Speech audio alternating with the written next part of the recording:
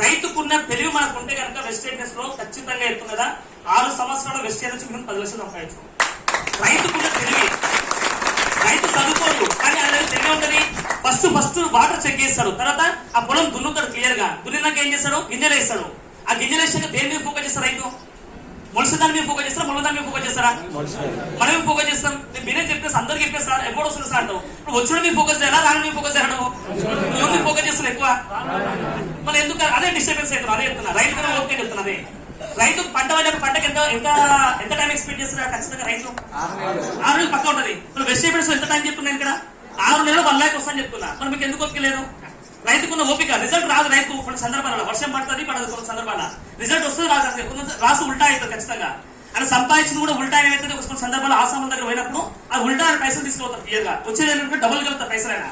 అంటే ఎందుకు చెప్తున్నా ఇవన్నీ విషయాలంటే రైతుకు ఓపిక 6 నెలలు పక్కా ఉంటుంది మినిమం. కొంతమందికి అయితే సంవత్సరం ఉంటుంది కొన్ని పంటలు బట్టి.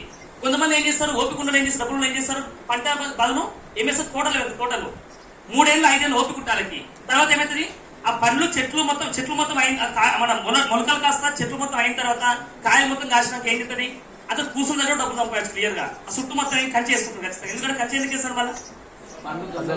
ఎందుకు వేస్తాడు అంటే రైతు ప్రతి కూడా అబ్జర్వ్ చేస్తుండు. ఆ మొలక మీద చూడాలి, అట్ సేమ్ టైం మొలక మీద ఫోకస్ చేయాలి. మందు కూడా అవ్వకుండా పురుగులు వచ్చినప్పుడు, ఆ మందు వచ్చినప్పుడు ఏమైతుంది, ఆ పురుగు చచ్చిపోతుంది. తర్వాత కొంచెం చెట్లు పెద్దయానికి ఏమైతే మళ్ళా జంతువులు వస్తాయి. దానికోసం కంచె కడతారు. మళ్ళీ ఆయన మనుషులు కూడా వస్తారు ఫ్యూచర్.